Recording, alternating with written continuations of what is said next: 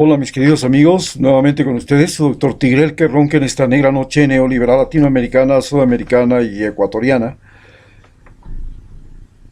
Cuando ya nos acercamos al tercer año de mandato de Lenin Moreno y estamos viviendo también el coronavirus con todo su drama, con toda su espectacularidad, que en Ecuador tiene ribetes extraordinarios. Por supuesto nos queda por hablar hoy día de lo que significa el tener el coronavirus y lo que ha significado el tener el coronavirus, especialmente en las ciudades de Nueva York y de Guayaquil, para entender cómo fue posible que una ciudad como Nueva York tenga tantos casos y tantos muertos, y Guayaquil también tenga tantos muertos, con la particularidad de que los dos son puertos también, pero la ciudad más rica del mundo, Nueva York. Recordemos que hay este World Trade Center, el Centro Mundial de Negocios, la sede de la ONU, la Bolsa de Valores de Nueva York, y se habla de que es la ciudad que tiene más multimillonarios del mundo. Por el contrario, Guayaquil es la ciudad que tiene la mayor cantidad de millonarios de Ecuador, sí, por supuesto, pero curiosamente y en proporción tiene el mayor suburbio en proporción al área que no es Tugurio del mundo, en proporción al área que no es, ¿no? La área urbanizada con alcantarillado, agua, electrificación y todo. Pero esta concentración de la riqueza, del poder, de la información que tiene Nueva York, como todos vemos, el hecho de tener ahí el Centro Mundial de Negocios, quiere decir que controla toda la información del tipo de comercio, del tipo de negocios, del tipo de empresas, y tener la bolsa de valores, le da un enorme poder a esta ciudad, y sin embargo, se convirtió en la ciudad con más muertos de todos los Estados Unidos, siendo tan rica. En cambio, Guayaquil está en un país pobre, Ecuador. Relativamente no éramos pobres mientras estaba Rafael Correa, pero en estos 3 años hemos vuelto a estar a la cola de América del Sur. En una ciudad donde el hacinamiento se convirtió en montañas,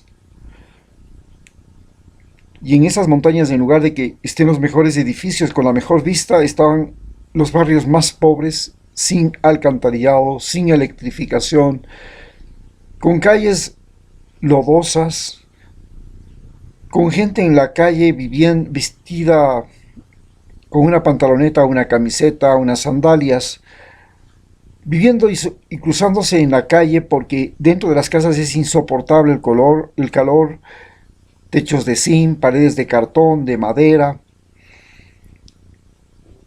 No tienen plata para pagarse el ventilador, y si lo tienen el ventilador no tienen plata para pagar la electricidad. La pobreza en su máxima expresión. La ciudad pobre. La pregunta es, claro, llega el coronavirus, que es una pandemia que ataca globalmente al planeta, produce una crisis sanitaria, no solamente en China, donde se origina, sino que produce una crisis sanitaria mundial. Y esta crisis sanitaria se caracteriza porque los servicios de salud no se abastecen, no alcanzan. No hay medidas de protección. No hay recursos para hacer la reanimación de los pacientes, los ventiladores. Los médicos se mueren. La crisis económica se presenta en simultáneo. Esta crisis económica se convierte en colapso porque los países dejan de trabajar, dejan de producir. Y este colapso se convierte en un colapso global, en el que se habla de, en el caso de América Latina, de un decrecimiento de hasta el 6%.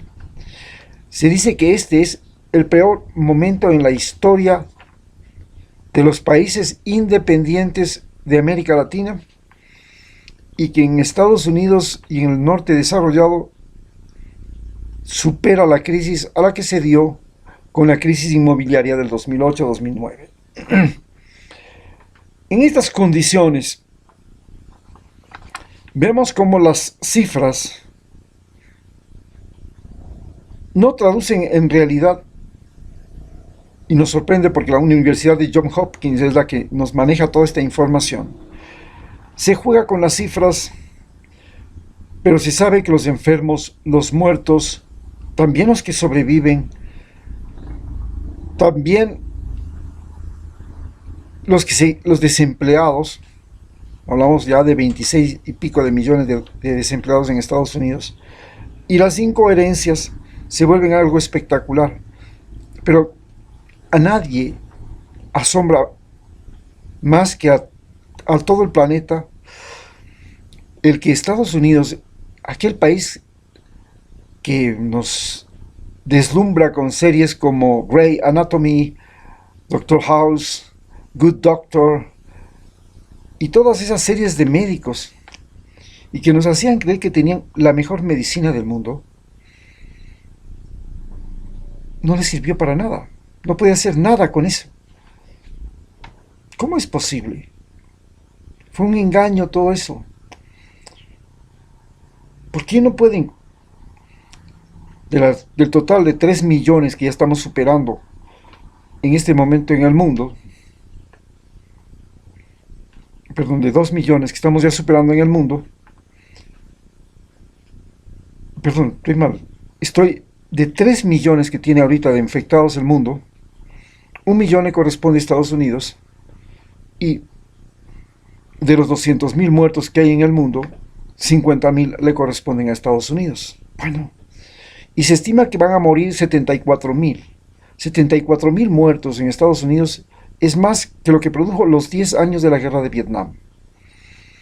Y la diferencia está en que la guerra de Vietnam era gente que iba allá y sabía que podía morir y vivir. Pero acá caen los que son y los que no son. No están yéndose a un país, no están invadiendo otro país, no están utilizando armas, no están enfrentándose a enemigos, no hay balas. Aquella imagen de los atletas superpoderosos norteamericanos, de los médicos con un montón de premios Nobel, de las estructuras hospitalarias, del conocimiento increíble, de los milagros en cada una de las cirugías, todo eso frente a una mortandad tan grande. Por supuesto, por el otro lado, en Guayaquil, ¿qué es lo que teníamos? Todo lo contrario. Teníamos una población desinformada, una clase social, una élite política y una élite económica que vivía en una burbuja, en un mundo aparte. En esa burbuja ellos se creían los seres más maravillosos del planeta. Y Guayaquil elegía a cualquiera de esos verdaderos verdugos de su pueblo y seguía votando por la derecha, por los ladrones, por los banqueros, por los pícaros, por los que les robaban, por los que les engañaban, por los que veían delante de sus ojos que de la noche a la mañana se volvían ricos. E inexplicablemente todo el Ecuador decía, pero ¿cómo es posible? Ellos están comiéndose la camiseta y hoy día son víctimas, y sin embargo le eligen a Jaime Nebot, le eligen a la actual alcaldesa, tienen a un banquero como candidato a la presidencia y votan por él, y no votan por Rafael Correa, y no votan por la gente más capaz, que es también guayaquileña. Esto es lo que no nos cabe en la cabeza.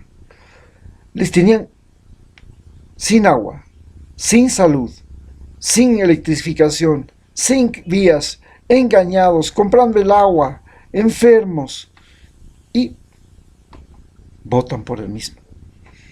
¿Cómo se puede explicar este fenómeno?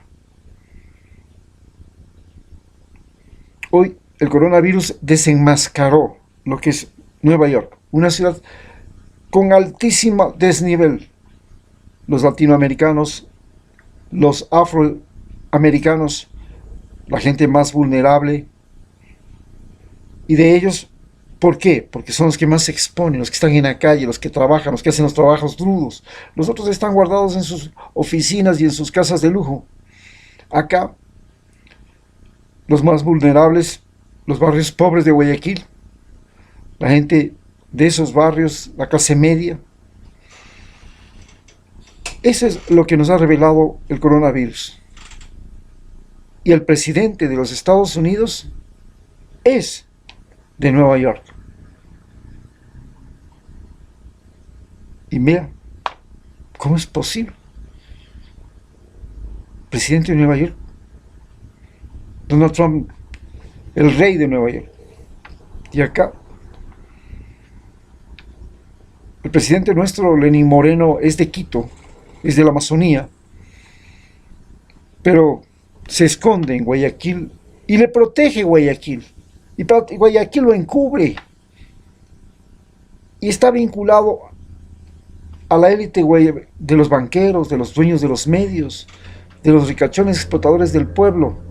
Y ahí se encubre y ahí se esconde cada vez que hay huelgas y manifestaciones como las de octubre. Y los guayaquileños lo encubren. ¿Cómo se explica esto? Muchas gracias.